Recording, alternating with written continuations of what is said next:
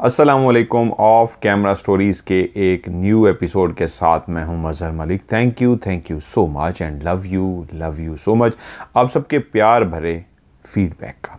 आज जो कहानी मैं आपको सुनाने जा रहा हूं ये मुझे रिजवाना अख्तर ने कराची से भेजी है और उनका कहना यह है कि एक बुज़ुर्ग जिनका नाम फ़हीम था उन्होंने ये उनको कहानी सुनाई थी।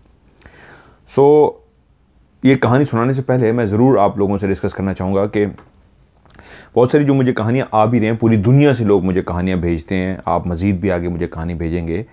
कुछ लोग खुद से कहानी की उनके साथ जेन्युइन वाक़यात हुए होते हैं लेकिन उसको लंबा करने की कोशिश करते हैं, तो इधर उधर की भी मुझे बातें बता रहे होते हैं जो गैर ज़रूरी होती है। जो आपके साथ वाक़या हुआ होता है, आपका तारुफ़, किस गाँव से हैं, किस शहर से हैं, किस मुल्क से हैं, नाम, अता पता, अगर आप कहते हैं मैं ओरिजिनल बताऊं तो मैं ओरिजिनल बता दूंगा। कि कहेंगे मुझे आपने बताना ज़रूर है कि ये हमारा ओरिजिनल पता है, और कहना है आपने आगे मुझे बता देना है कि इसको आपने फ़र्ज़ी कहना है, तो मैं आगे फ़र्ज़ी कह दूंगा। और जो हुए हैं वाक़यात उसको बयान किया करें। कुछ लोग अपनी फैमिली का इंट्रोडक्शन कराते हैं जो ज़रूरत नहीं होती, उस फैमिली का उस कहानी से कोई लिंक नहीं होता, लेकिन वो इतना लंबा तारुफ़ कराते हैं कि मैं पढ़ते पढ़ते कहता हूँ यार कहानी अभी शुरू होगी, बहुत लंबी हो जाती है। तो आप लोग पूरी दुनिया से भेजते हैं, तो बस कहानियाँ भेजते रहिए, इंशाल्लाह मैं आपकी कहानी प्रोग्राम में शामिल करता रहूँगा। रिजवाना अख्तर की ये कहानी कराची से, वो कहते हैं कि ये कहानी है 1940 की, पाकिस्तान बनने से पहले, जिस वक्त वो हिंदुस्तान था। और ये जो किरदार जो उन्होंने कहा है, जिन्होंने उनको कहानी सुनाई थी, जिनका नाम है फ़हीम, ये बिल्कुल ओरिजिनल नेम है। बाकी नाम उन्होंने कहा बेशक आप जो है फ़र्ज़ी कर दें, डॉक्टर फ़हीम, बाद में ये डॉक्टर बन गए थे। डॉक्टर फ़हीम ओरिजिनल है, बाकी जो किरदार हैं वो मैं फ़र्ज़ी करने जा रहा हूँ। कहानी 1940 की है। वो कहते हैं मैं टेक्सला शहर से बम्बई पढ़ने के लिए गया। वहाँ पे उस वक्त MBBS का कोर्स 3 साल का होता था और रॉयल मेडिकल एकेडमी थी, जहाँ पे, क्योंकि पाकिस्तान और इंडिया का तो था ही नहीं था, एक ही हिंदुस्तान था, तो यहाँ से लोग मुंबई जाते थे पढ़ने के लिए रॉयल मेडिकल एकेडमी में। वहाँ पे जो लोग इतनी दूर से पढ़ने के लिए जाते थे 3 साल का MBBS का कोर्स करने के लिए, तो वहीं हॉस्टल में ही रहते थे। लड़कों के हॉस्टल थे जहाँ पे उनकी रिहाइश होती थी, वो वहीं पे ही फ़हीम भी रहना शुरू हो गया। उन दिनों में एक कमरे के अंदर 3-3 लोग होते थे, और यूं जो फ़हीम को कमरा अलाट हुआ उसमें एक लड़का जिसका नाम गुरप्रीत सिंह था और दूसरे का नाम लाल। ये उन्होंने मुझे नाम भेजे हैं कि ये फ़र्ज़ी हैं, तो मैं उन्हीं के कहने पे ये गुरप्रीत और लाल, क्योंकि मिलते जुलते उनके नाम हैं जो असली किरदार थे, इसलिए उन्होंने फ़र्ज़ी नाम लिखे हैं। लाल राम था और गुरप्रीत जो था वो सिंह था, और ये जो टेक्सला से कहते ये मुसलमान थे। 1940 में मुसलमान, हिंदू, सिख, इनके बीच में कोई भी फ़र्क नहीं था, मज़हब डिस्कस नहीं होता था, ये इकट्ठे रहते, खाते पीते, मिल बैठ के रहते थे। जो लाल था वो बहुत ही पढ़ाकू था। गुरप्रीत सिंह जो था वो लड़का था जिसको पढ़ने लिखने का कोई भी शौक नहीं था, क्योंकि उसके बारे में हमें पता लगा था उसका वालिद एक बहुत बड़ा नामी ग्रामी सियासतदान था, बहुत ज़्यादा असरो रसूख वाला सियासतदान, जिसने बदमाश टाइप के गुंडे किस्म के बंदे भी रखे हुए थे, और लोग बाकायदा उससे डरते भी इसलिए थे कि वो बहुत ही पावरफुल शख्स था। और गुरप्रीत सिंह उसी का बेटा था जो हमारे साथ उसी कमरे में रहता था। फ़हीम कहते हैं मुझे तो पढ़ना था, यह डिग्री हर सूरत में हासिल करनी थी, क्योंकि मैं इतनी दूर से डिग्री लेने के लिए आया था, इसलिए हॉस्टल में रुका था कि वापस जाऊं टेक्सला और डॉक्टर बनकर अपनी ज़िंदगी गुजारूं। फ़हीम और लाल हॉस्टल के उस कमरे में अक्सर पढ़ते रहते और वहीं पे गुरप्रीत सोया ही रहता।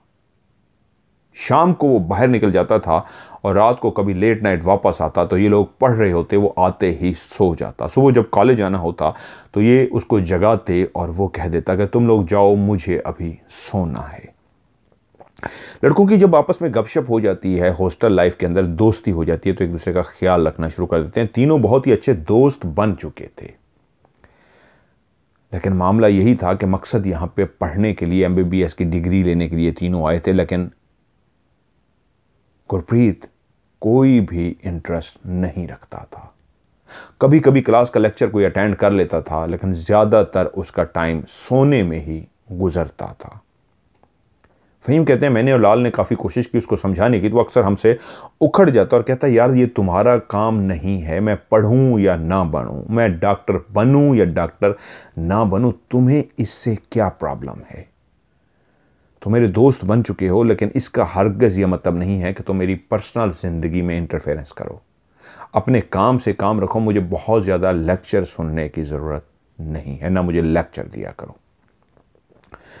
दोस्ती के नाते वो उसको समझाने की कोशिश करते थे, लेकिन जब उसने इनकार कर दिया कि मुझे नहीं समझना, पढ़ूंगा तो अपनी मर्जी से, तो कहते हम भी खामोश हो जाते। कभी कभी हमें वो क्लासरूम में नज़र आ जाता, 1-2 लेक्चर अटेंड करता, वरना वो जाकर कैंटीन पर बैठ जाता। पढ़ने का तो फ़हीम कहते हैं मुझे भी काफ़ी शौक़ था, लेकिन लाल राम बहुत ही ज़्यादा, जिसको कहते हैं किताबी कीड़ा, वो तो ऐसा ही था, हर वक्त किताबों में घुसा रहता, हर वक्त पढ़ता रहता। ज़िंदगी इस तरह हॉस्टल में गुजर रही थी कि एक रात लाल ने कुछ ऐसा महसूस किया। सुबह उठ के जब हम लोग अपने अपनी कॉलेज की क्लासें लेके वापस आए तो हस्बे मामूल गुरप्रीत कमरे में नहीं था। तो मुझे लाल ने मुखातिब किया कि यार रात एक अजीब वाक़या हुआ है। मैंने पूछा क्या हुआ? तो उसने कहा मैं बैठा पढ़ रहा था, तुम भी मेरे साथ बैठे पढ़ रहे थे, तुम सो गए, मुझे मज़ीद पढ़ना था और मैं पढ़ने के लिए बैठा रहा कि गुरप्रीत नींद में बुड़बुड़ाने लगा। मुझे लगा कोई ख्वाब देख रहा है या कुछ ऐसी बात है, लेकिन वो बहुत ही अजीबो गरीब ज़ुबान बोल रहा था। वो ऐसी ज़ुबान थी जो मैंने ज़िंदगी में पहले कभी नहीं सुनी। वो पता नहीं किस ज़ुबान में किससे बातें कर रहा था, लेकिन वो ज़ुबान सुन के मैं हैरान ज़रूर हुआ। तो मैंने उसको फ़हीम कहते, मैंने कहा यार ये नॉर्मल बात है, ख्वाब की कैफियत ही ऐसी होती है, उसमें इंसान क्या कर रहा है, क्या बुड़बुड़ा रहा है, ख्वाब वाले को तो पता नहीं होता, हाँ जो उसके साथ मौजूद बैठा जाग रहा है वो चौंक जाता है। तो ये एक आम सी बात है, इस पर तवज्जो देने की ज़रूरत नहीं है। इसी तरह मज़ीद कुछ दिन गुजरे और मैंने भी महसूस किया कि नींद में हरप्रीत जब बड़बड़ाता था तो एक अजीब ज़ुबान बोलता था, जिसको मैंने भी समझने की कोशिश की तो मुझे बिल्कुल समझ नहीं आई, लेकिन मैंने इस बात का लाल से जिक्र नहीं किया। हॉस्टल की इसी दुनिया में कुछ दिन और गुजरे तो मैं और लाल दोनों जाग रहे थे। उस रात भी वो सोया हुआ था, लेकिन जब वो नींद में बुड़बुड़ाया तो वही ज़ुबान जो हम दोनों को समझ नहीं आती थी, वही ज़ुबान तो बोल रहा था, लेकिन इस अंदाज में हाथ भी चला रहा था जैसे किसी को रोकने की कोशिश कर रहा हो। कभी वो हाथ चलाते चलाते हंसना शुरू कर देता और कभी कभी गुस्से में डांटना शुरू कर देता। मैं और लाल, जिन दोनों ने अपनी अपनी किताबें खोल रखी थी, उसी तरह एक दूसरे की तरफ आंखों ही आंखों में देख रहे थे कि ये क्या कर रहा है, हंसना शुरू कर देता है और साथ ही डांटना शुरू कर देता है, ये कैसे ख्वाब देख रहा है। जब सुबह हुई, हम दोनों दोस्त, मैं और लाल, तैयार होकर कॉलेज के लिए निकले तो हम दोनों यही डिस्कस कर रहे थे कि यार लगता है मुझे इस पर कोई आसेब वगैरह का साया तो नहीं है, इसके साथ मसला क्या है यार, ये तो पढ़ ही नहीं रहा, मुसलसल लेटर रहता है। कॉलेज एडमिशन तो इसने ले लिया, वो कह रहा मेरा पर्सनल मैटर है, तुम लोग इसको डिस्कस ना करो, लेकिन समझ नहीं आ रही ये कैसे इम्तिहान पास करेगा। मैंने कहा यार छोड़, हमारा इससे क्या लेना देना, वो खफा ही ना हो जाए। ठीक है हमारा दोस्त है, हम एक हद तक उसको समझा सकते हैं, लेकिन हमने ज़्यादा कोशिश की तो वो हमसे भी खफा हो जाएगा। हस्बे मामूल वो शाम को गायब था। मैं और लाल कमरे में बैठे पढ़ रहे थे। ये शाम हो चुकी थी। हम दोनों सोच रहे थे कि बस थोड़ी देर और किताबें बंद करने के बाद हम जाके कैंटीन से खाना खा के आते हैं। लाल ने कहा यार रुक जाओ, अगर गुरप्रीत आ जाता है तो उसको भी खाने पे साथ ले लेते हैं। इंतज़ार किया, जब वो नहीं आया तो हम दोनों बाहर निकले और कैंटीन पे खाना खाने चले गए। जब हम दोनों दोस्त थोड़ी देर के बाद खाना खा के वापस कमरे में आए तो वो अपने बिस्तर पर लेटा हुआ था और गहरी नींद भी सो चुका था। वो इतनी गहरी नींद सोया हुआ था, वो भी इतनी जल्दी कैसे उसको नींद आ गई थी। हाँ, ये तो था कि वो ज़्यादातर टाइम सोता ही रहता था, लेकिन इस वक्त इतनी जल्दी आके खाना खाए बगैर वो सो गया। लाल ने कहा, इसको जगाते हैं यार, ये खाना खा ले। मैंने कहा हाँ पूछते हैं। हम दोनों ने उसको जगाया तो वो नींद में हम दोनों से मुखातिब हुआ कि मुझे खाना नहीं खाना, काम से काम रखो। ये जो लफ्ज़ थे अदा उसकी ज़ुबान से हो रहे थे, उसके मुंह से हो रहे थे, लेकिन लगता ऐसे था लहजा कुछ बदला बदला सा है। ये लहजा गुरप्रीत सिंह का नहीं है, किसी और का लहजा है। तो हम दोनों थोड़ा सा चौंक गए और पीछे हट गए। अब हमने रात को बैठ के पढ़ना था और जैसे ही हम पढ़ने के लिए बैठे, किताबें अपने निकाली, तो थोड़ी देर के बाद वो गहरी नींद में सोया हुआ गुरप्रीत फिर से बुड़बुड़ाना शुरू हो गया। उसी लम्हे लाल जो उसके पास बैठा हुआ था, उसने अपने नाक पे ऐसे हाथ सा रख लिया जैसे किसी को बदबू आना शुरू हो जाती है और वो अपने नाक पे हाथ रख लेता है। कुछ ही फासले पे मैं उसके साथ बैठा था। फ़हीम कहता है, मैंने उसको इशारा किया ऐसे गर्दन से, क्या हुआ? तो वो बोल पड़ा, कहता है यार इतनी गंदी बदबू आ रही है, तुम्हें नहीं आ रही? कुछ सेकंड का गैप लेके मैंने भी कमरे में सूंघने की कोशिश की और फ़हीम कहता है, मैं बोला हाँ यार मुझे भी आ रही है, बहुत ही किसी सड़े हुए गोश्त की अजीबो गरीब सी बदबू है। इससे पहले मैंने इतनी गंदी बदबू नहीं सुनी, ये कहाँ से आ रही है? लाल बोला, इस पास लेटे गुरप्रीत सिंह से आ रही है। फ़हीम अपनी जगह से उठा और ये कंफर्म करने के लिए कि ये सही कह रहा है, वाकई इसी के पास से आ रहे किसी और जगह से, तो मैं चलता हुआ, फ़हीम कहता है, मैं उसके करीब गया और मैं जैसे उसके करीब गया तो वाकई वो बदबू, गले सड़े गोश्त की बहुत ही बुरी बदबू उसी के मुंह से आ रही थी। और एकदम से मैं पीछे हट गया और उसकी तरफ देखा, लाल की तरफ, कि ये कैसी बदबू है, क्या खा लिया, ये क्या आजकल उल्टा सीधा खा रहा है, ये क्या कर रहा है,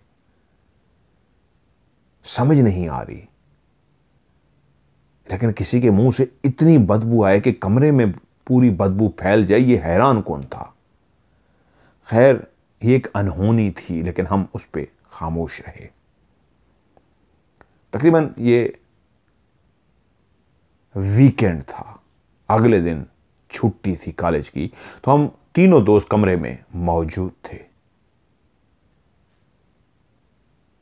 और मैंने और लाल ने कहा चलो यार खाना खाने चलते हैं, आज तो गुरप्रीत भी हमारे साथ है, तीनों दोस्त ही चलते हैं। आज पता नहीं क्यों वो शाम के टाइम बाहर नहीं गया था। कभी कभी ऐसा लगता है वो बिल्कुल नॉर्मल है और कभी कभी ऐसा लगता है कि नहीं वो नॉर्मल नहीं, वो अजीबो गरीब सी हरकतें करता है। हरप्रीत चलो यार कैंटीन पे चलते हैं, खाना खा के आते हैं।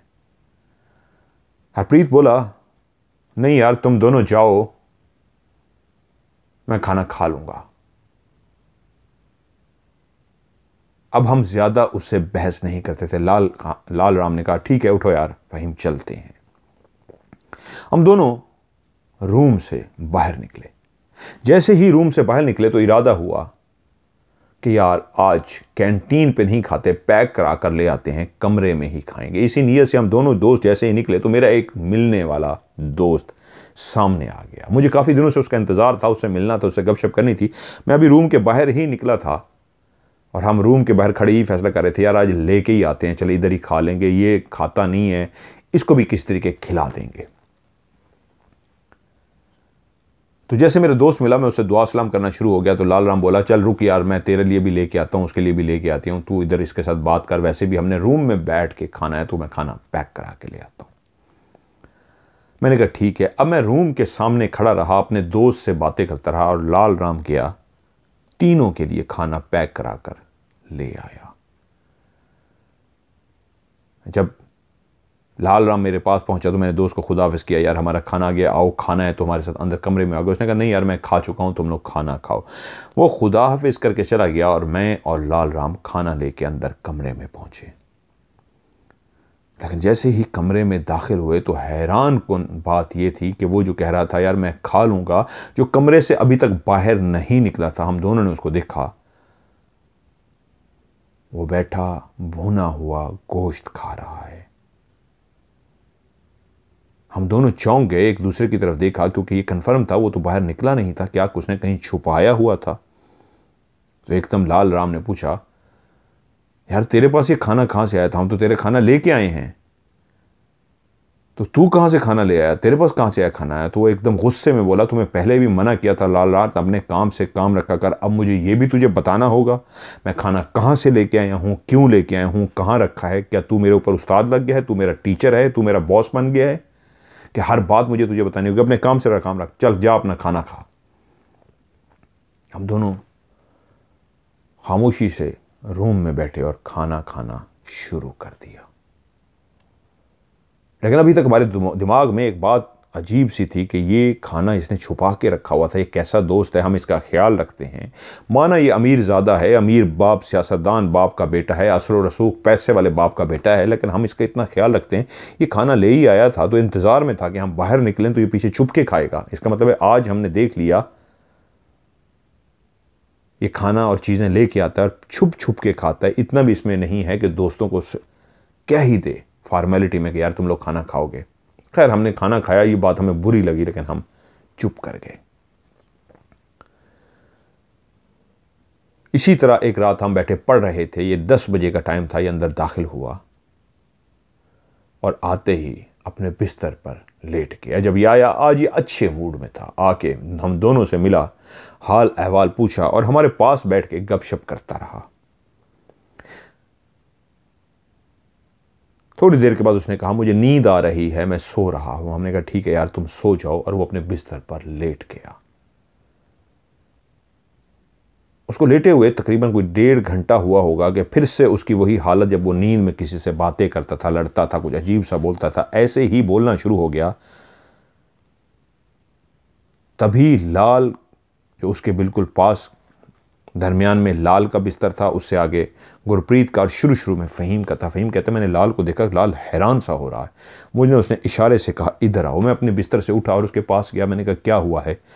कहता इसके मुंह से सेब की खुशबू आ रही है और इसके लब देखो, होंठों पे ऐसे लग रहा है जैसे सेब का रस लग गया हो, या पता नहीं इसके मुंह से निकलने वाली थूब है, लेकिन सेब की खुशबू इससे आ रही है। जब ये आया है कमरे में आके बैठा है, हमसे बात की, उस वक्त तक कोई सेब वगैरह नहीं था, कोई खुशबू नहीं थी। नींद में गया है तो अब बहुत तेज सेब की खुशबू, और वाकई उसका वहम नहीं था। उसके मुंह से ऐसा लगता था अभी अभी उसने इंतहाई खुशबूदार कोई सेब खाया है, और उसकी बातों से भी ऐसा लग रहा था जैसे फ्रूट को खाते हुए बंदा कोई चक्की लगाता है सेब को तो कड़च कड़च की आवाज़ आती है, ऐसे ही वो आवाज़ें पैदा कर रहा था जैसे कोई फल खा रहा हो। उस दिन हम दोनों को बहुत अजीब सा लगा कि ख्वाब में वो कोई फल खा रहा है, लेकिन वाकई जायका भी उसके मुंह में है या नहीं है ये तो हमें नहीं पता था। खुशबू ज़रूर आ रही थी उस फल की जिसको वो चबा रहा था। और सुबह उठ के जब हमने उससे पूछा कि यार रात तुम सेब खा रहे थे, ऐसा था क्या ख्वाब में। उसने कहा क्या मतलब है तुम दोनों का। हमने कहा तुम्हारे मुंह से करच करच की आवाज़ आ रही थी सेब खाने की, और मुंह से खुशबू भी ऐसी आ रही थी जैसी सेब की खुशबू हो। तो एकदम से वो बिगड़ के बोला यार तुम दोनों अपनी पढ़ाई से ज़्यादा मुझ पे तवज्जो देना क्यों शुरू हो गए हो। तो लाल बोला यार इसलिए कि तू हमारा दोस्त है, हम चाहते हैं तू पास हो जाओ। तेरे बाप ने तुझे यहाँ पढ़ने के लिए भेजा है, डॉक्टर बनने के लिए भेजा है। हम तो तेरी भलाई के लिए कहते हैं यार, तेरी फिक्र करते हैं, तेरे अंदर इंटरेस्ट नहीं ले रहे। हमारी ख्वाहिश है तू भी हमारा रूममेट है, तुम्हारा यार है यार, हम इकट्ठे पढ़ें, हम इकट्ठे डिग्री लें। उसने कहा ठीक है मैं देख लेता हूँ। अगले दिन वो गया और उसने जाके डीन से बात की और उसको कहा कि मुझे इस कमरे से लाल राम को शिफ्ट करना है, मुझे इस कमरे में नहीं चाहिए। वो असर रसूख वाला था, डीन भी उसके बाप को जानता था, क्योंकि बाद में हमें इस बात का पता चला था कि वो इस कॉलेज में एडमिशन ले ही नहीं सकता था, मेरिट ही नहीं था। उसके बाप ने असर रसूख अपनी सिफारिश लड़ाकर उसका ज़बरदस्ती दाखिला करवाया था, और सब प्रिंसिपल भी और डीन भी सारे जानते थे ये किस बाप का बेटा है, इसलिए इसकी सब मानते थे। जब वो डीन के पास गया, उसने जाके कहा इसको मेरे रूम से शिफ्ट करो, तो ऑर्डर आ गया कि लाल राम, तुम क्यों उसके मामलात में टांग अड़ा रहे हो? तुम्हें नहीं पता वो किस बाप का बेटा है? डिग्री तुम लेने आए हो, वो डिग्री ले डिग्री ना ले, वो पढ़े ना पढ़े, तुम्हें किस चीज़ का प्रॉब्लम है? तुम अपने काम से काम क्यों नहीं रखते? तुम्हें पहले भी मैं एक दफ़ा समझा चुका हूं। अब बेहतर है, उसको पसंद नहीं है कि तुम इस कमरे में उसके साथ रहो, बेहतर है अपना बोरिया बिस्तर बांधो और दूसरे रूम में शिफ्ट हो जाओ। मुझे दुख था, एक पढ़ाकू दोस्त इस कमरे से जा रहा था, लेकिन ऊपर से ऑर्डर आ गया था डीन का, इसलिए लाल राम ने अपना बोरिया बिस्तर किताबें समेटी और दूसरे रूम में शिफ्ट हो गया। अब मैं और गुरप्रीत इस कमरे में अकेले थे, और इन दिनों में हमारे पेपर वगैरह शुरू होने जा रहे थे।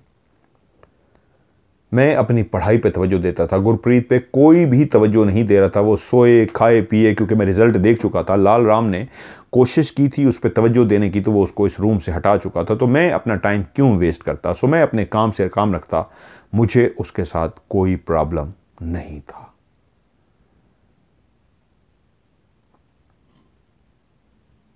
ऐसी ही एक रात जब सुबह हमारा पेपर था, मैं बैठा पेपर की तैयारी कर रहा था, वास्पे मामूल सो रहा था। पूरे हॉस्टल के अंदर खामोशी थी। मेरी तरह बहुत सारे कमरों में लड़के बैठे पेपर की तैयारी कर रहे थे। बहुत कम ही कहीं होगा कि कोई लड़का सो रहा हो जिस तरह गुरप्रीत सो रहा था। एकदम से वो सोते सोते ऐसे कांपना शुरू हो गया जैसे डर रहा हो। उसकी अजीब सी हालत हो रही थी, वो बहुत ज़्यादा डरना शुरू हो गया। ना चाहते हुए भी मुझे उसकी तरफ मुखातिब होना, उसकी तरफ मुतवज्जे हुआ, क्योंकि उसका जिस्म झटके ले रहा था और बहुत ज़्यादा डर रहा था, अपने आप को किसी से बचाने की कोशिश कर रहा था। यहाँ तक कि नींद, उस ख्वाब की कैफियत में भी उसने रोना शुरू कर दिया, जैसे गिड़गिड़ा रहा हो, अपने आप को इससे बचाने की कोशिश कर रहा हो। मैं समझ गया कि ये नींद में है और कोई बुरा ख्वाब देख रहा है। मुझे पता था इसको छेड़ना अब मेरे बस में नहीं, क्योंकि इसको छेड़ने का मतलब है रूम से निकल जाना, और इन दिनों में मैं नहीं चाहता था कि मेरी स्टडी डिस्टर्ब हो, पढ़ाई डिस्टर्ब हो। लेकिन उसको रोता देख के मेरा दिल भी अजीब सा हो गया। मैं उसके करीब गया, उसके गाल थपथपाने शुरू कर दिए। गुरप्रीत, गुरप्रीत जागो, गुरप्रीत तुम डर रहे हो ख्वाब में, तुम ख्वाब में डर रहे हो, जागो। और उसने आंखें खोल दी, और जैसे उसने आंखें खोली, मैं उस पर झुका हुआ था, उसका चेहरा थपक रहा था, एकदम से उठा और मेरे गले लग गया, और गले लग के रोना शुरू हो गया। वो जो ख्वाब में भी रो रहा था, अब हकीकत में रो रहा था, उसका जिस्म कांप रहा था। मुझे वो एक छोटा सा बच्चा लगा, वो जो सख्त सा लड़का था, ऐसा लगा एक डरा सहमा हुआ बच्चा। मैंने भी उसको गले लगा लिया और उसको प्यार किया कि कुछ नहीं यार, क्या हो गया है, बहादुर बनो, ख्वाब में बंदा डर जाता है, तुम भी किसी ख्वाब में डर गए हो, परेशान मत हो। थोड़ी देर के बाद जब वो नॉर्मल हुआ तो उसने मुझसे एक फरमाइश कर दी, जो अजीब व गरीब फरमाइश थी। मुझे कहता है, फ़हीम मुझे लाल से मिलना है, अभी इसी टाइम लाल राम से मिलना है। मैं उसकी तरफ चौंका। मैंने कहा यार इस वक्त लाल राम तो अपने कमरे में होगा, इस वक्त कैसे मिल सकते हैं? हाँ ठीक है, मैं तुम्हें सुबह मिलवा दूंगा उसे। कहता है नहीं यार, मुझे अभी उससे मिलना है। मैंने कहा यार ये अजीब सी फरमाइश है, इस टाइम जाना, हॉस्टल में सारे सो रहे होंगे, मैं पढ़ रहा हूँ, पता नहीं वो जाग रहा है, सो रहा है, क्या हालात हैं, तो मैं इस वक्त तो नहीं जा सकता, तो इसलिए परेशान मत हो, सुबह सुबह ही मैं उसको ले आऊँगा। लेकिन वो मज़ीद ऐसा बच्चा बन गया, जो बच्चा बिलबिला रहा हो, गिड़गिड़ा रहा हो कि खुदारा मेरी मदद करो, मुझे अभी उससे मिलवाओ। उसने इतना ज़्यादा मेरी मिन्नत तरला किया, इतनी मिन्नतें की कि मैंने कहा अच्छा यार ठीक है, तुम्हारी ज़िद के आगे मैं चला जाता हूँ। मुझे उस पर तरस आ रहा था। मैं कमरे से उठा और चलता हुआ उसके रूम की तरफ गया कि या अल्लाह वो जाग रहा हो, ऐसा ना हो मैं रात के इस पहर दरवाज़ा खटखटाऊँ, लड़के कुछ सो भी रहे होंगे, सुबह पेपर है, खफा ना हो जाएं। मैंने हल्का सा दरवाज़ा नॉक किया तो लाल राम बोला कौन? मैंने कहा फ़हीम। तो वो उठ के दरवाजे पे आ गया। दरवाज़ा उसने खोला, कहते क्या हुआ है फ़हीम, रात के इस पर खैर है? मैंने कहा हाँ यार, वो डर गया है, वो रो रहा है, वो कह रहा है मुझे उससे मिलना है। मुझे लगा वो इनकार कर देगा, वो कहेगा उसने मुझे निकलवाया है कमरे से, मैं उससे क्यों मिलूं। लेकिन उसने कहा नहीं यार, वो डिस्टर्ब है, मुझे पता है, चलो मैं चलता हूं। और मेरे लिए हैरान कौन था कि इनकार की बजाय लाल राम ने कहा चलो चलते हैं। हम दोनों चलते हुए रूम में आ गए। वो बैठा हमारा इंतजार कर रहा था। हम जैसे ही रूम में पहुंचे वो इस अंदाज में लिपट गया लाल राम से जिस तरह मुझसे लिपटा था और कहा दोस्त मुझे माफ कर दो, मैं तुम्हारा गुनहगार हूं, तुम पूछते थे ना कि मैं ऐसा क्यों हूं अजीब सा, आज मैं बताता हूं मैं ऐसा क्यों हूं, पहले मुझे माफ कर दो। लाल राम ने कहा ठीक है, तुम हमारे दोस्त हो, मैंने तुम्हें माफ किया, बताओ क्या मामला है। तब अपनी जिंदगी का वो राज उसने हम दोनों के साथ शेयर किया। वो बोला तुम लोग तो अभी आए हो, तुम्हें डिग्री लेनी है, डॉक्टर बनना है, चले जाओगे। मेरे बाप ने ज़बरदस्ती मेरा एडमिशन करवा दिया था, मुझे पढ़ने का कोई शौक़ नहीं। मेरा बाप एक बहुत बड़ा नामी ग्रामी सियासतदान है, उसने गुंडे बदमाश पाले हुए हैं, असर रसूख वाला बंदा है। मैं बिल्कुल इस कॉलेज में दाखिला नहीं ले सकता था, मेरा मेरिट ही नहीं था, लेकिन सिफारिश करके उसने मुझे यहाँ पे भिजवा दिया और मैं 3 साल से नहीं कई सालों से यहाँ पे हूँ इस उम्मीद पे कि कभी तो पास हो जाऊँगा। लेकिन जब मैं स्कूल के अंदर था वहीं पे एक लड़के के साथ मेरी दोस्ती हुई। वो लड़का अजीबो गरीब सी कुछ हरकतें करता था और मैं उससे पूछता था कि ये तुम क्या करते हो, कहां से खाने पीने की चीजें लेके आते हो, ये कहां से सारा कुछ करते हो, ये क्या मैटर है। तो उसने कहा मैं बंगाल से हूं और मेरे साथ एक ऐसा दोस्त है जो ना इंसान है ना हैवान है, वो माफूकल फित्र मखलूक है। मैं कहा मैं समझा नहीं। उसने कहा वो है जो नजर नहीं आते, वो मेरा दोस्त बन चुका है, मुझे खाने को देता है, मैं उसके साथ घूमता फिरता हूं, मेरी उसके साथ बहुत दोस्ती है। मैंने पूछा वो कहां रहता है, तो उसने कहा वो जंगल नहीं है जो वहां पे, वो अक्सर खाने पीने की काफी चीजें लेके फिरता होता था, मुझे भी बहुत खिलाता। और एक दिन मैं उसको कह ही बैठा मुझे तुम्हारे उस दोस्त से मिलना है यार, वो जिसको तुम माफूकल फित्र कहते हो, वो छुपी हुई मखलूक कहते हो, मुझे भी उसको देखना है। तो उसने कहा फिर तुम्हें मेरे साथ उस जंगल में चलना होगा। मैंने कहा ठीक है, मैं तुम्हारे साथ चलने को तैयार हूं। और यूं हम दोनों एक दिन उस जंगल की तरफ निकल पड़े। जब हम उस जंगल की तरफ जा रहे थे तुम्हारे ऊपर एक कौवा था, काला कौवा बड़ा सा, वो उड़ रहा था। मैंने उसको नोटिस तक नहीं किया, एक कौवा था वो उड़ रहा था। लेकिन हैरत की बात यह थी वो मुसलसल हमारे साथ उड़ता रहा, यहां तक कि हम जंगल के उस गहरे हिस्से में पहुंच गए जो घना जंगल था। तो मुझे उसने कहा यहां बैठो और आंखें बंद करो। मैंने कहा यार ये कैसी वो है कि मैं आंखें बंद करूं। उसने कहा बंद करो ना, अभी दोस्त से मिलवाता हूं। मैंने मजाक में आंखें बंद कर दी कि जैसे ये मुझे बेवकूफ़ बना रहा है। मैंने आंखें बंद की और आंखें बंद किए हुए कोई 30 सेकंड हुए होंगे, किसी के चलने की आवाज़ आई, कोई चलता हुआ आ रहा था। जैसे ही वो चलने की आवाज़ कदम मेरे बिल्कुल करीब पहुंचे तो उसने कहा आंखें खोलो। और जब मैंने आंखें खोली तो एक बिल्कुल सामने लड़का खड़ा था। उसका कद आम इंसान से थोड़ा सा लंबा था, तकरीबन आम इंसान का कद 5 फुट 8 इंच होता है, वो तकरीबन 6 फुट का था। उसकी आंखें, उसके हाथ, उसके होंठ, उसका नाक, उसका मुंह, उसका चेहरा, उसके बाजू, उसका सीना, उसकी टांगें बिल्कुल इंसान की तरह थी। मैं उसको देख के मुस्कुरा पड़ा कि ये जिन है, ये वो माफूकुल फित्र मखलूक है, ये वो छुपा हुआ है। तो उसने कहा हाँ यही छुपा हुआ है।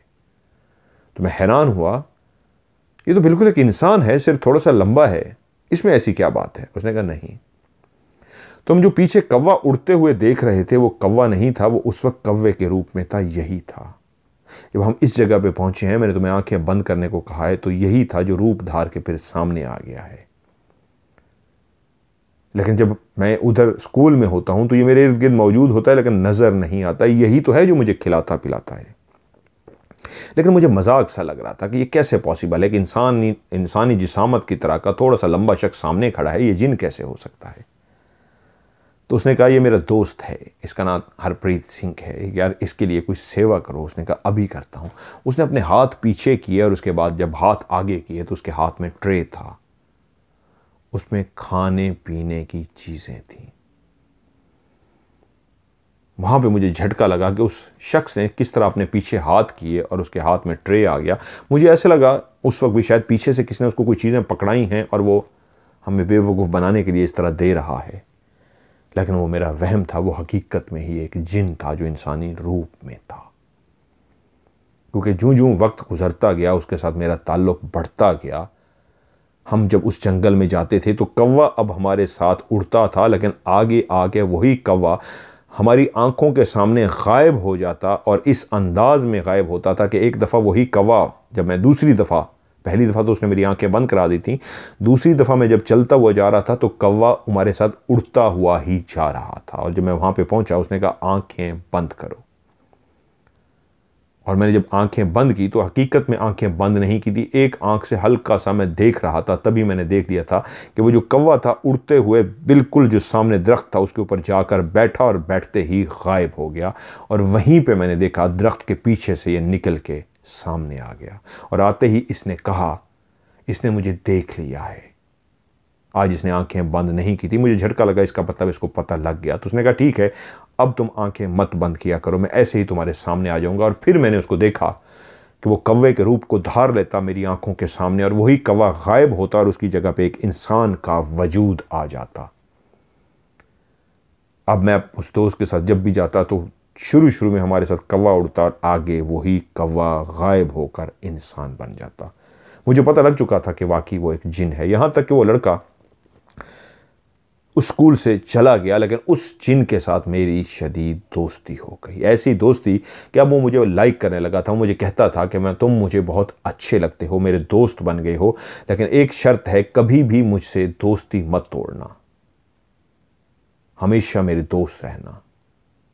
और मैं उसे कहता कि मैं तुम्हारा हमेशा दोस्त रहूँगा, मैं तुम्हारा कभी साथ नहीं छोड़ूंगा। लेकिन उसने मुझे कहा अगर तुमने मेरा साथ छोड़ा तो मैं तुम्हें नुकसान पहुंचाऊंगा। और मैंने उसे कहा नहीं, मुझे कभी भी तुम्हारा साथ नहीं छोड़ना। वो ताल्लुक उसका और मेरा ऐसा गहरा ताल्लुक बना कि फिर उस दोस्त ने मुझे खाने पीने की हर चीज ला कर दी। मैं जो उसको कहता वो मुझे खाने को देता। उस दिन जब तुम खाना बाहर से लेके आए थे मेरे लिए और अंदर जब पहुंचे थे, मैं बैठा खाना खा रहा था, गुस्सा किया था, तो वो खाना मुझे उसी ने ला के दिया था। अक्सर तुम लोगों ने देखा होगा कि मैं अक्सर खाने खाता रहता था, लेकिन आजकल वो मुझे कुछ ऐसा अजीबो गरीब खिला रहा था जिससे मैं खुद तंग आ गया था। सड़ा हुआ सा, बदबूदार सा, उसका जायका भी अच्छा नहीं होता था। पहले वो मेरी ही फरमाइश पे मुझे मेरी मर्जी के खाने खिलाता था। अब ये हो रहा था कि वो अपनी पसंद के जो खाने लाता और ज़बरदस्ती मुझे खिला रहा था वो बहुत बदबूदार और बहुत सड़े हुए होते थे। तभी फ़हीम और लाल कहते हमने एक दूसरे की तरफ चौंक के देखा कि इसको नहीं पता हम नींद में इसके मुंह से ये बदबूदार सूंघ चुके थे। उसने कहा मुझे तंग करने लगा, अब मुझे उससे डर लगने लगा, मैं अब उससे जान छुड़ाना चाहता हूँ। लाल, मैंने तुमसे माफ़ी इसलिए मांगी कि तुम मेरे मामलात में दखल दे रहे थे और उसको पसंद नहीं था। उसने मुझे कहा था कि इसको मना करो, ये इस मामलात में दखल ना दे। लेकिन अब मैं थक गया हूँ, मैं उससे जान छुड़ाना चाहता हूँ, इसलिए आज मैं ख्वाब में भी उससे लड़ रहा था, उससे जान छुड़ा रहा था। तभी ये फ़हीम पास बैठा था, ये शायद मुझे देख रहा था। मैं उस वक्त जो रो रहा था ख्वाब में, उससे अपनी जान छुड़ाना चाह रहा था और उसको मैं कह रहा था मैं सबको बता दूंगा। और वो मुझे कह रहा था अगर तूने किसी को बताया तो मैं तुझे छोड़ूंगा नहीं। और मैंने कहा था जो करना है कर लो, मुझे बताना है। और तभी इसने मुझे जगा दिया फ़हीम ने, और मैं इसके गले लग के रोया और मैंने कहा बुलाओ लाल राम को, मैंने उससे माफ़ी मांगनी है। मैंने तुमसे इसलिए माफ़ी मांग दी है कि मुझे उससे जान छुड़ानी है। और अभी वो इसी कमरे में मौजूद है। जैसे उसने ये जुमला कहा तो दोनों लड़के जो कहानी सुन रहे थे, कुछ कहानी पे एतबार आया था और कुछ नहीं आया था कि शायद कोई मन घड़त कहानी है या क्या हकीकत कहानी है। अभी वो इस पे एतबार नहीं कर पाए थे कि जैसे ही ये उसने जुमला कहा तो उन दोनों ने देखा वो जो अभी अपनी बैठा कहानी सुना रहा था, एकदम से बैठा बैठा ऐसे पीछे जाके गिर गया, जैसे उसको किसी ने धक्का दिया हो। अभी तक वो दोनों प्रैक्टिकली जो डॉक्टर बनने जा रहे थे, लाल राम और फ़हीम, समझे कि शायद कोई दौरा पड़ा है इसको, साइकोलॉजिकली कोई मसला है, क्या हुआ है, जिस अंदाज में गिरा है। हमने तो कुछ नहीं देखा, लेकिन तभी उनकी आंखों ने देखा कि वो जैसे ही नीचे गिरा, बिल्कुल उसकी टांगें सीधी हो गईं, सीधा ऐसे ज़मीन पे था कि उन दोनों ने देखा किसी ना नज़र आने वाली ताकत ने उसके वजूद को ऊपर उठा दिया। वो कहते हैं हमारी आंखों के सामने ही गुरप्रीत तकरीबन ज़मीन से 3-4 फुट ऊंचा उठ गया। अब वो ज़मीन के ऊपर हवा में लहरा रहा था, 3-4 फुट ऊंचा हवा में, बिल्कुल सीधा ऊपर की तरफ मुंह किए, और तभी हवा के अंदर लहराते हुए उसने अपनी गर्दन हमारी तरफ मोड़ी, वो गर्दन जो सीधी ऊपर की तरफ थी, जैसे इंसान सीधा लेटा होता है ऊपर की तरफ मुंह करके, सीधा आसमान की छत की तरफ मुंह करके लेटा होता है, इस अंदाज में हवा में लहरा रहा था कि उसने वहीं पे लहराते हुए गर्दन हमारी तरफ मोड़ी तो उसकी आंखें लाल सुर्ख हो चुकी थी। ऐसे लगता था ये गुरप्रीत की आंखें नहीं हैं, किसी और की आंखें हैं। और तभी गर्दन मोड़ते ही उसने हंसना शुरू कर दिया। लाल सुर्ख आंखें देख के हमारी दोनों की जान निकल गई, क्योंकि अब तो शकूक व शुबात रहे ही नहीं थे। वो जिस तरह फ़ज़ा में लहरा रहा था, कोई भी खुद से ऐसे नहीं लहरा सकता था। तभी उसने छलांग लगाई और हम दोनों को दबोच लिया। ऐसा दबोचा कि हम दोनों को सांस बंद होना शुरू हो गया। ऐसे लगता था कि अगर इस तरह उसने दबोचे रखा तो हमारी जान निकल जाएगी। अब सारे मंजर हमारी आंखों के सामने क्लियर हो चुके थे कि ये फर्जी कहानी नहीं है, ये हकीकत है। आखिरी मंजर जो हमने देखा था वो हकीकत पर मबनी था। हम दोनों ने भरपूर जोर लगा के अपने आप को उससे छुड़वाया और दोनों ने दौड़ लगा दी और भागते ही बाहर से कुंडी बंद कर दी। अब वो अंदर चीख चिल्ला रहा था। हम दोनों भागते हुए डैन के पास गए और उनको कहा ये सारा मामला है और ये सारा माजरा है। उसी वक्त वो प्रिंसिपल के पास गया। उन्होंने मजबूत 3-4 जो चौकीदार गार्ड थे वहाँ के, उनको जाके भेजा। उन्होंने कमरा खोला और उसको ज़बरदस्ती दबोच के प्रिंसिपल के हुक्म पे ऊपर जो कमरे थे, गोदाम बने हुए थे, वहाँ पे ले गए कि अभी ये मामला बाहर ना आए। लड़कों का आज पेपर है, लड़के डिस्टर्ब होंगे, फ़िलहाल इसको खामोशी से ऊपर ले जाओ, देखते हैं इस मसले का क्या करना है। जब उसको पकड़ कर ले गए, कमरा खाली हुआ, तो मैं डैन ने कहा कि जाओ अब तुम लोग अपने पेपर के जो सामान है लो और पेपर जाकर दो। जो गार्ड्स हैं, चौकीदार हैं, उन्होंने उसको पकड़ कर बांध दिया है रस्सियों से, ऊपर कमरे में है, उसको बाद में देखते हैं, पहले अपना पेपर देकर आओ। यूं लाल और फ़हीम कहता मैं अपना पेपर देने कर चले गए। हमने जब अपना पेपर दे दिया और वापस पहुंचे तो प्रिंसिपल की कॉल थी कि जैसे ही ये दोनों फारिग हों पेपर से, इनको हमारे कमरे में पहुंचा दिया जाए। पेपर देने के बाद हम दोनों प्रिंसिपल के कमरे में पहुंचे और कहा जी सर आपने हमें बुलाया। तो उसने कहा चौकीदार ने उसको पकड़ लिया था, लेकिन वो रस्सियां तुड़वा कर ऊपर बांधा हुआ था, वो वहां से भी भाग गया है, बताओ क्या माजरा है।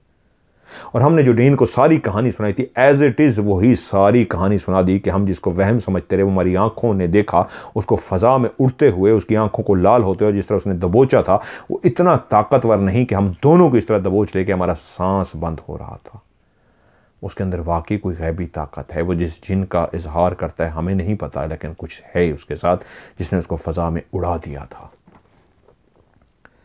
अब मजबूरन प्रिंसिपल को उसके वालिद को कॉल करनी थी। वो डर भी रहे थे कि मामला बाहर ना जाए। जब उसके वालिद को कॉल की गई कि इस तरह मामला हुआ है और आपका बेटा भाग गया है, तो अगले ही दिन उसका वालिद प्रिंसिपल के कमरे में था और यूँ हमें भी बुला लिया गया। हम दोनों लड़के जब वहाँ पे पहुँचे तो वो बहुत गुस्से में था, गरज रहा था, धमकियाँ दे रहा था, मैं कॉलेज को बंद करा दूंगा। प्रिंसिपल को कह रहा था तुम्हें सारी ज़िंदगी के लिए अंदर करा दूंगा। तुमने जुर्रत कैसे हुई मेरा बेटे के साथ इस तरह करने की कि वो कहाँ गया है, तुम लोग उस पर कहानियाँ घड़ रहे हो, उस पर इल्ज़ाम लगा रहे हो। लेकिन जब हम कमरे में दाखिल हुए तो वो खामोश हो गया और कहा बोलो क्या देखा बच्चों तुमने। उस वक्त उसका लहजा थोड़ा सा नरम हो गया और जो कुछ हमने कहानी पहले प्रिंसिपल और डीन को सुनाई थी वही एज इट इज़ कहानी सुना दी। तो उसने कहा अभी पुलिस को फ़ोन करो प्रिंसिपल ने कहा, मामला कॉलेज का है, रेपुटेशन का है, प्लीज़ आप पुलिस को ज़रूर बुलाएं, लेकिन इसको अभी बाहर ना निकलने दें, और भी लड़के पढ़ते हैं। तो वो धमकियाँ देता रहा। यूँ पुलिस भी आ गई और पुलिस को भी उसने अपना असर व रसूख जतला कर दबा दिया और प्रिंसिपल को कहा, अभी बस मुझे इसी लम्हे बेटे को ढूंढना है। तो लाल राम बोला, गुरप्रीत ने जो हमें कहानी सुनाई उसके मुताबिक तो वो जंगल में जाता था। हो सकता है वो अगर भाग कर गया है, पहले उसको इर्द गिर्द ढूंढा जाए, अगर वो नहीं मिलता तो जंगल का रुख किया गया है। यूँ प्रिंसिपल ने कुछ टीमें बनाई और उनके ज़िम्मे लगाया, 9-9, 10-10 लोगों की टीमें बना के उसको ढूंढा जाए। पहले हॉस्टल के इर्द गिर्द जितनी भी बाहर जगह हैं उस रात तलाश किया जाए। उस रात सारे उसको तलाश करते रहे। हॉस्टल के इर्द गिर्द काफ़ी टीमें थीं जो उसको तलाश करती रहीं। गुरप्रीत सिंह नहीं मिला। अगला दिन रिपोर्ट मांगी गई, क्या बना, तो पता लगा वो अभी तक नहीं मिला। तो तभी गुस्से में आग बगोला होता उसका वालिद बोला, मुझे मेरा बेटा चाहिए जितनी जल्दी हो सके। तो उनमें से किसी ने एक मशवरा दिया कि फ़ौज के जो ट्रेंड कुत्ते होते हैं उनको बुलवाया जाए, उसको उसकी जूती और कपड़े देकर सुखाया जाए, और हम सारे टोलियां जो बन चुकी हैं, ये टीमें जंगल की तरफ आज शाम को ही रवाना होते हैं, वहाँ उसको ढूंढने की कोशिश करते हैं। क्योंकि दिन को कॉलेज था और वो नहीं चाहते थे ये बात बाहर निकले, इसलिए खामोशी इख्तियार की गई। जैसे ही कॉलेज की छुट्टी हो गई, स्टूडेंट चले गए, तो फिर से वो सारी टीमें बना दी गईं और सब जमा हुए। मेजर साहब भी अपने कुछ कुत्तों के साथ, जो फुल ट्रेंड कुत्ते थे, वहां पे पहुंच गए। गुरप्रीत का वालिद जो आया था वो अकेला नहीं आया था, वो अपने साथ कुछ लोग भी लेके आया था जो बदमाश किस्म के लोग थे। वो उसके बॉडीगार्ड भी थे, उन्होंने असला भी उठाया हुआ था। बज़ाहिर तो वो उसके बॉडीगार्ड थे, उसकी सिक्योरिटी के लिए थे, लेकिन असल में वो सही बदमाश लोग ही थे। उनके बोलने से, खड़े होने से लगता था कि वो कोई अच्छे लोग नहीं हैं। यूं उस शाम वो टीमें रवाना हुई उस जंगल की तरफ जो बहुत गहरा था। जब वो टीमें उस जंगल की तरफ जा रही थीं, फ़हीम और लाल राम भी उनके साथ थे, लेकिन वो डरे हुए थे। वो उस टीम का हिस्सा थे जिस टीम में प्रिंसिपल भी शामिल थे, गुरप्रीत का वालिद भी था और उसके बदमाश भी, और साथ में वो पुलिस वाला भी। पुलिस की ज़्यादा नफरी नहीं बुलवाई गई थी, टीमों को ही कहा गया था कि वो उसको ढूंढेंगी। वो लोग जंगल की तरफ जब रवाना हुए, काफ़ी देर ढूंढते ढूंढते ढूंढते थक गए, और अब एक ऐसा एरिया शुरू होने लगा था जो बहुत ही गहरा एरिया था, जहाँ पे लोग जाने से कतराते थे। सबके पास लाइटें थी। तो मेजर साहब ने कहा, रुक जाओ, मेरे कुत्ते मुसलसल जंगल में ढूंढ रहे हैं उसको। गुरप्रीत की चप्पलें और कपड़े सुंघा दिए गए, इसलिए परेशान मत हो, वो कहीं ना कहीं से ढूंढ लाएंगे। यह ऑपरेशन काफ़ी देर जारी रहा। वो ढूंढते रहे यहाँ तक के तकरीबन ढूंढते ढूंढते 4 घंटे हो गए। तो तभी मेजर साहब ने देखा कि एक कुत्ता तेज़ी से भागता हुआ जा रहा था। उसके मुंह में एक कपड़ा था, नीले रंग का कपड़ा, और वो हमारे बिल्कुल सामने से गुजरा। हमने जब रोशनी उस पर मारी तो उसके मुंह में कपड़ा था और भागता हुआ जा रहा था। तभी लाल राम और फ़हीम ने कहा, जो उसके मुंह में कपड़ा है, ये तो वही कपड़े हैं जो आखिरी दफ़ा गुरप्रीत ने पहने हुए थे। तभी मैं जैसा बोले कि इसका मतलब है फिर इर्द गिर्द ही कहीं पे वो मौजूद है, तभी ये कुत्ता कपड़े का टुकड़ा लेके भाग रहा है इर्द गिर्द। तो आओ उसी सिमत की तरफ चलते हैं। वो एक दायरा बना के आगे बढ़ रहे थे कि तभी उन्होंने देखा कि रात के उस पहर एक शोर सा बुलंद हुआ। बहुत ज्यादा कौवे थे जो रात को काएं काएं काएं काएं काएं काएं कर रहे थे। सब ऊपर की तरफ देखना शुरू हो गए। वो समझे कि शायद रात का टाइम है और इंसान इस तरह जंगल में आए हुए हैं। सोए हुए कौवे जाग गए हैं और शोर मचा रहे हैं खौफ की वजह से कि इंसान इस वक्त क्या कर रहे हैं।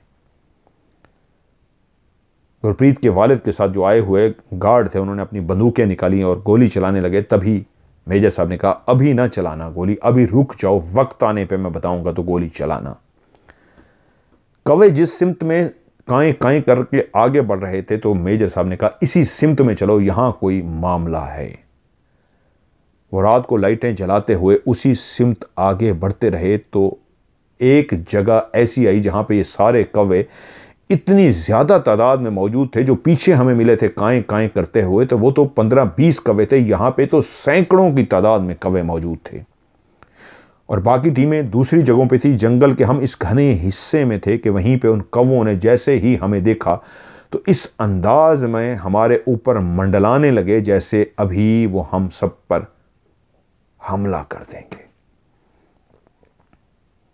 तभी मेजर साहब ने कहा अपनी अपनी बंदूकें संभाल लो और जब मैं कहूं तो इन पे गोली चला देना, वो गोली जिससे 12 बोर का कारतूस होता है, छर्रे निकल के इनको लगे।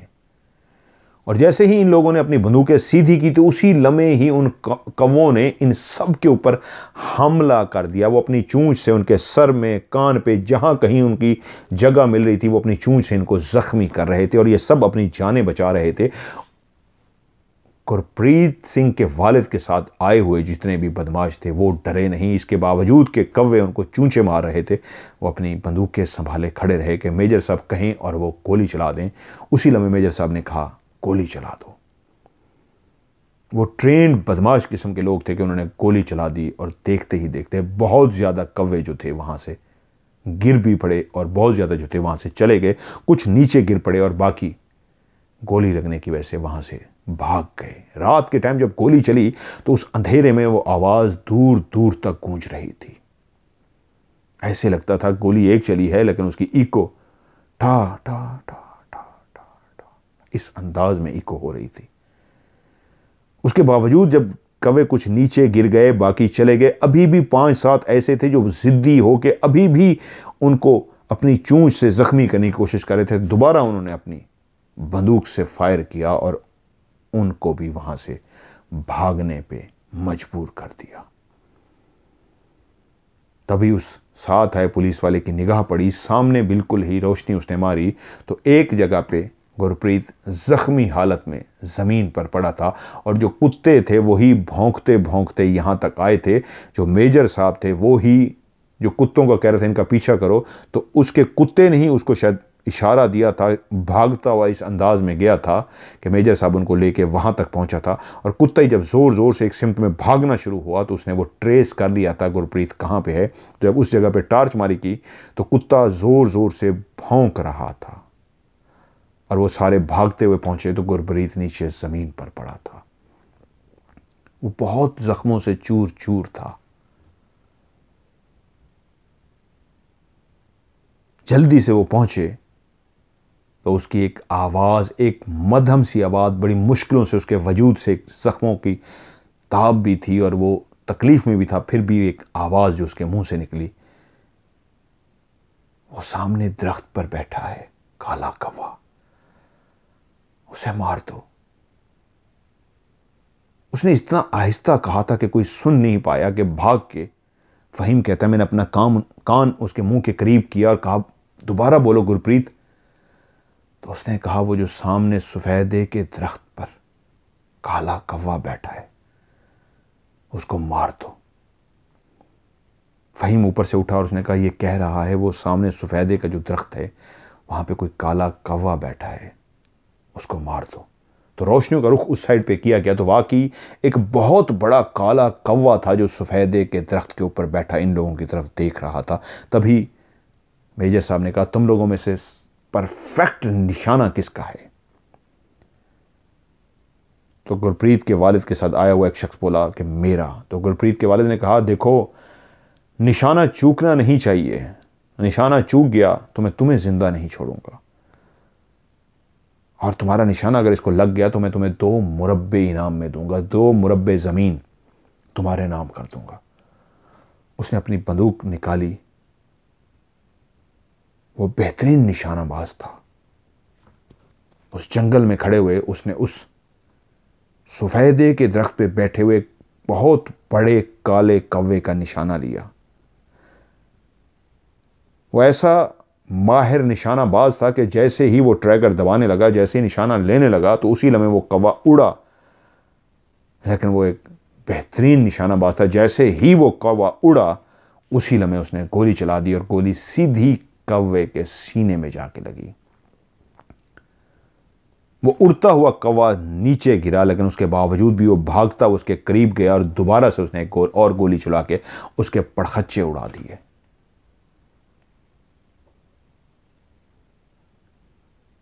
और वो जो मध्यम सी आवाज में गुरप्रीत बोल रहा था, अब वो टोटली बेहोश हो चुका था।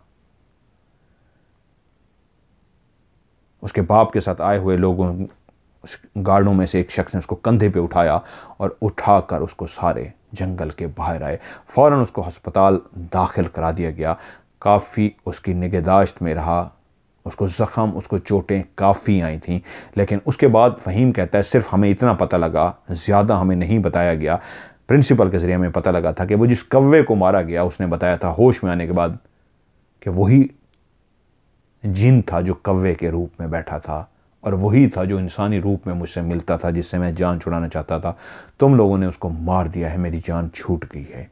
और जो बाकी कौवे आए थे वो उसके साथ ही थे, लेकिन अब मेरी जान छूट चुकी है। इसके अलावा कोई भी ऐसी बात जो हमारे इल्म में ना आ सकी, उसने तो यकीनन बताई होगी, लेकिन हमें नहीं बताई गई। वहीम कहते हैं मैंने अपने 3 साल का कोर्स मुकम्मल किया, अपनी डिग्री ली और उसके बाद अपने मुल्क वापस आ गया। मुल्क तो नहीं बना था, एक ही था हिंदुस्तान। अपने टेक्सला शहर में वापस आ गया। लेकिन उसने और क्या क्या देखा, क्या क्या बताया, वो उसने हमें नहीं बताया था। हमें सिर्फ इतना पता लगा था कि उसने कहा था वो जो काला कौवा बड़ा सा दरख्त पे बैठा था वही जिन था जिसको अच्छा किया तुम लोगों ने मार दिया, मेरी जान छूट गई। लेकिन हमारी ख्वाहिश थी कि उससे मिलें और उससे पूछ सकें कि जब तुम उधर भाग के गए हॉस्टल से, कैसे उस जंगल में पहुंचे, क्या हुआ, क्या किया, वो हमें पता नहीं लग सका क्योंकि हमारी उससे मुलाकात ही नहीं हो सकी। और फ़हीम ने जब ये कहानी सुनी तो कहा अब तो मैं खुद बूढ़ा हो चुका हूँ, मुझे नहीं पता गुरप्रीत अब कहाँ है, कैसा है। ये तो हमने 1940 में दाखिला लिया था, अब तो पाकिस्तान बने भी इतना टाइम हो गया है। और मुझे भी नहीं पता, जिन्होंने ये कहानी भेजी वो कहती हैं कि वो अब ख़ुद भी ज़िंदा हैं या नहीं हैं, और गुरप्रीत इस वक्त ज़िंदा है या नहीं है। लेकिन ये कहानी आज जब उन्होंने मुझे सुनाई और मैंने आगे सुना दी, तो ये कहानी हमेशा याद रहेगी, ज़िंदा रहेगी कि गुरप्रीत के साथ जो दोस्त बना था बाद में उसका दुश्मन बन गया, कौवे की शक्ल में बैठा मारा गया। ये कहानी थी जो मुझे भेजी गई, मैंने आपको सुना दी। उम्मीद है ये कहानी आपको अच्छी लगी होगी। आप लोग भी अपनी कहानियाँ भेजिए। आपकी कहानी को इंशाल्लाह प्रोग्राम का हिस्सा बनाऊंगा, OCS का हिस्सा बनाऊंगा। मेरा व्हाट्सअप का नंबर है +923136655500। 92 पाकिस्तान का कोड है, आपने पहले कोड लगाना है +92 या 0092 पाकिस्तान का कोड 31366555500। इस पे आप मुझे अपनी ये मेरा व्हाट्सअप का नंबर, इस पे आप मुझे अपनी कहानियाँ भेजिए। लिख के भी भेज सकते हैं, वॉइस मैसेज भी रिकॉर्ड करके बड़ा सा भेज सकते हैं। लेकिन आखिरी लफ्ज़ जब आप लिखेंगे तो लिखेंगे स्टोरी, STORY, या फिर OCS, O for of, C for camera, S for story. OCS लिखें आखिर में या स्टोरी लिख दें तो मुझे पता लग जाता होता है कि ये किसने स्टोरी भेजी है। मैं उसको नंबर दे के महफूज कर लेता हूँ। अगर आप स्टोरी या OCS लिखना भूल जाएंगे तो फिर आपकी कहानी प्रोग्राम में शामिल नहीं हो सकेगी। तो आज की OCS से मज़हर मलिक को दीजिए इजाज़त। अपना ढेर सारा ख्याल रखिएगा। खुदा हाफिज़।